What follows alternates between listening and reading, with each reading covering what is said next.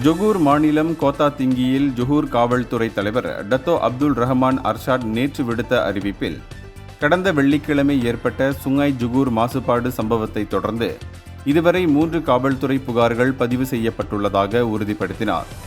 இந்த சம்பவத்தால் சுமார் 18 லட்சம் மக்கள் பாதிக்கப்பட்டுள்ளனர். பெறப்பட்ட புகார்களில் 2 பாதிக்கப்பட்ட உள்ளூர் மக்களிடமிருந்தும் 1 நீர் மேலாண்மை நிறுவனமான ரன்ஹில் SAJவின் சார்பிலும் பெறப்பட்டன. இந்த மாசுபாடு ஒரு சுரங்க தளத்தில் மணல் அள்ளும் குளம் சரிந்ததால் அதன் கழிவுகள் ஆற்றில் கலந்து மாசுபட்டதால் ஏற்பட்டதாக தெரியவந்துள்ளது.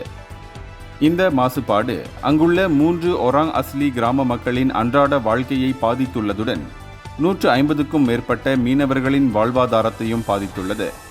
இந்த சம்பவத்தின் மீதான விசாரணை தற்போது சுற்றுச்சூழல் தர சட்டத்தின் கீழ் சுற்றுச்சூழல் துறையால் வழிநடத்தப்படுகிறது. அதிகாரிகள் நிலைமையை உன்னிப்பாக கண்காணித்து வருவதுடன் பாதிக்கப்பட்ட மக்களுக்கான பாதுகாப்பை மீட்டெடுப்பதற்கும் பொறுப்புணர்வை உறுதி செய்வதற்கும் பணியாற்றி வருகின்றனர். இந்தியர்களின் இதய குரல் மக்களோசை.